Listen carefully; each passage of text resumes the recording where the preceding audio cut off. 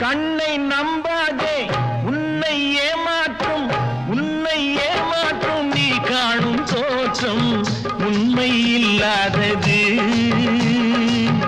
அறிவை நீ நம்பு, உள்ளம் தெளிவாகும், அடையாளம் காட்டும் பொய்யே சொல்லாதது.